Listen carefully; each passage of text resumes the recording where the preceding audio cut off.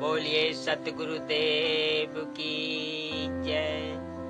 बोलिए बंदी छोड़ सतगुरु रामपाल जी महाराज की जय। अभी मजा आएगा ना भिड़ो। आज मैं आप लोगों के सामने अपनी आत्मकथा प्रस्तुत कर रहा हूँ।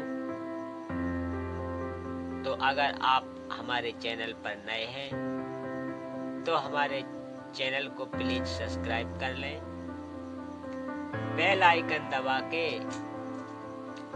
ऑल पर क्लिक कर दें ताकि मैं जो भी वीडियो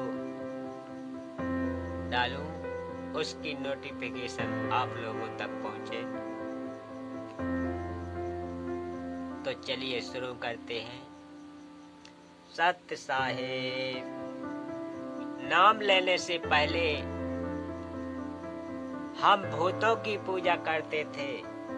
हमारे गांव में बाबा सरिया की मान्यता थी, जिस पर हम प्रत्येक महीने की पूर्णिमा को ज्योति जलाने जाते थे।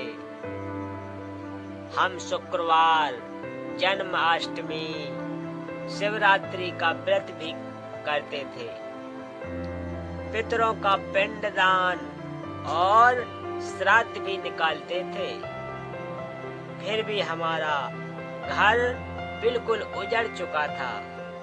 जब मैं 12 वर्ष का था तब मेरे पिताजी की मृत्यु हो गई थी। घर में 3 सदस्य थे, तीनों की आपस में लड़ाई रहती थी, परंतु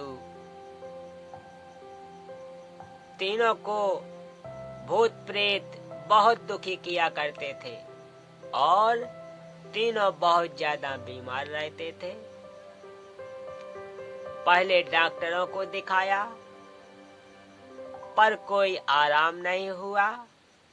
फिर सैंबड़ों के पास गए। कोई कहता तुम 5,000 रुपए दे दो, मैं तुम्हें बिल्कुल ठीक कर दूंगा। कोई कहता तुम 10,000 रुपए दे दो। हम बिल्कुल उजड़ चुके थे, परंतु कोई आराम नहीं हुआ। मेरे रिश्तेदार भक्त रघुवीर सिंह गांव कोत कला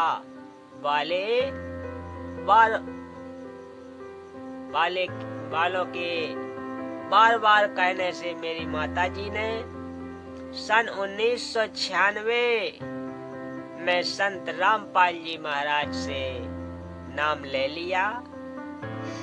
मेरी पत्नी को 5 वर्ष उपरांत भी कोई संतान उत्पन्न नहीं हुई थी।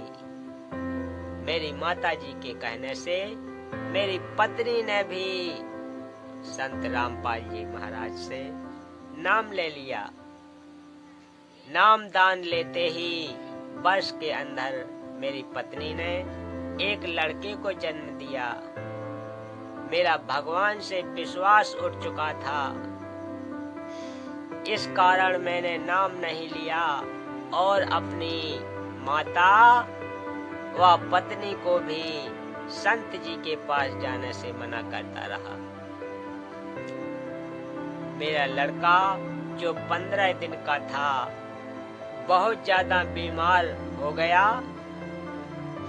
डॉक्टरों ने कह दिया कि यह लड़का सुबह तक मर जाएगा, इसे ले जाओ। शाम को एक भक्त ने बंदी छोड़ सतगुरु रामपाल जी महाराज के बारे में बताया कि आश्रम जिंद में आए हैं, वे पूर्ण संत हैं और वे ही इस बच्चे को ठीक कर सकते हैं।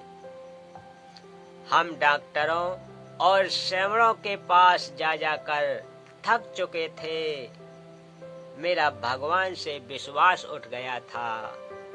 मैंने उस भक्त को मना कर दिया, किंतु उसने दोबारा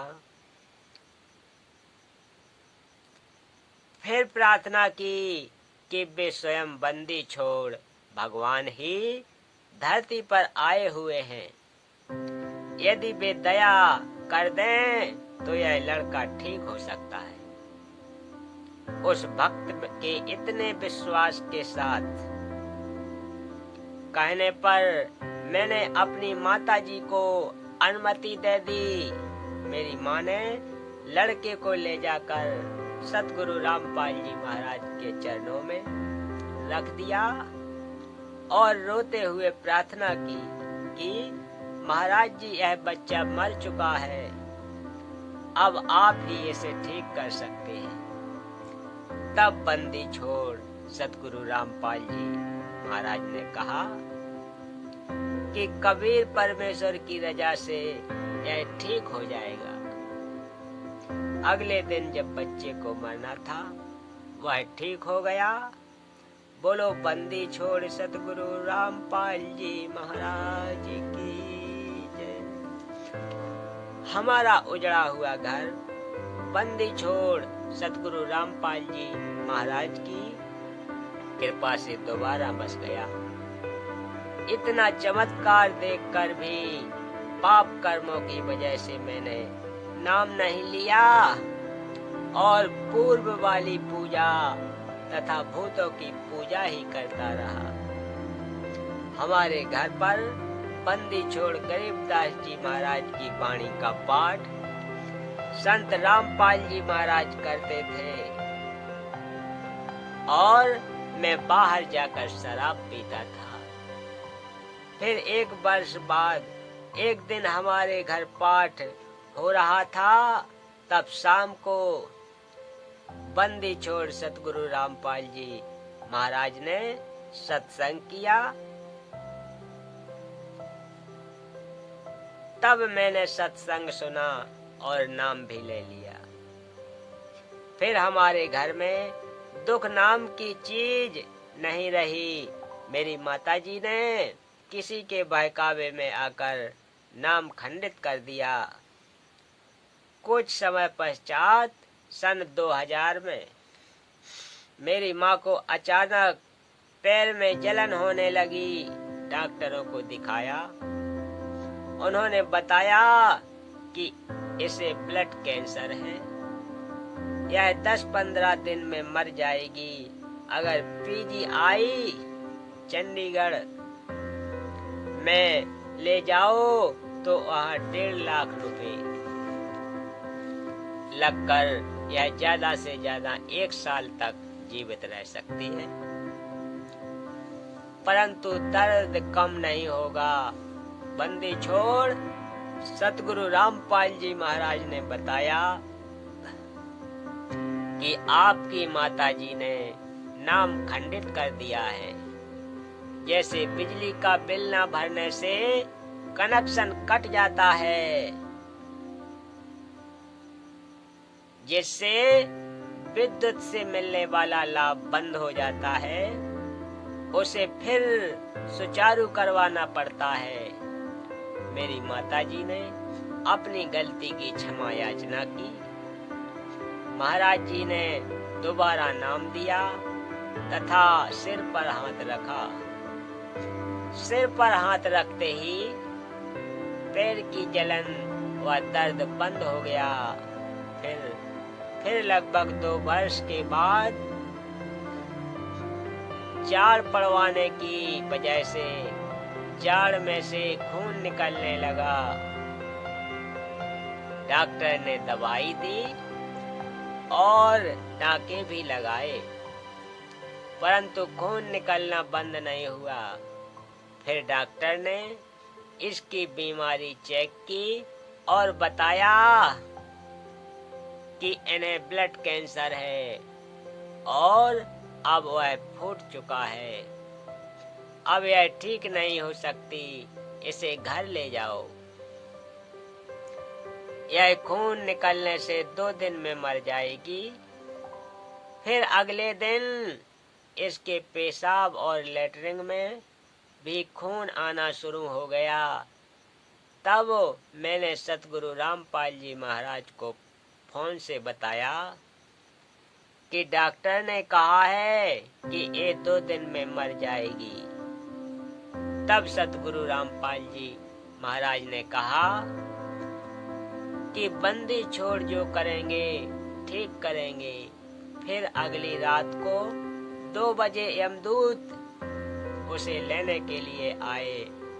मेरी माँ ने कहा कि तेरे पिताजी वे 10 वर्ष पहले गुजर चुके थे, मुझे लेने के लिए आए हुए हैं। इतना कहते कहते वह यमदूत मेरी माँ के अंदर प्रवेश कर गया और कहने लगा कि मैं इसे लेकर जाऊंगा, इसका समय पूरा हो चुका है, मेरे को चाय पिलाओ। तब हमने उसके लिए चाय बनाने के लिए रखी ही थी। इतने में वह यमदूत कहने लगा कि पता नहीं तुम्हारे घर में कितनी बड़ी शक्ति है, वह मुझे मार रही है, मैं यहाँ और नहीं रुक सकता, मुझे जल्दी से चाय पिलाओ, मैं जा रहा हूँ। और गर्म चाय पी गया। जाते हुए कहने लगा कि तुम्हारे घर में पूर्ण परमात्मा खड़े हैं, मैं इसे नहीं ले जा सकता। यह कहते हुए वह चला गया। 1 मिनट के बाद ही खून बिल्कुल बंद हो गया। जीभ और दांत जो काले हो चुके थे बिल्कुल साफ हो गए और बंदी छोड़ सतगुरु रामपाल जी महाराज की कृपा से वह पूरी तरह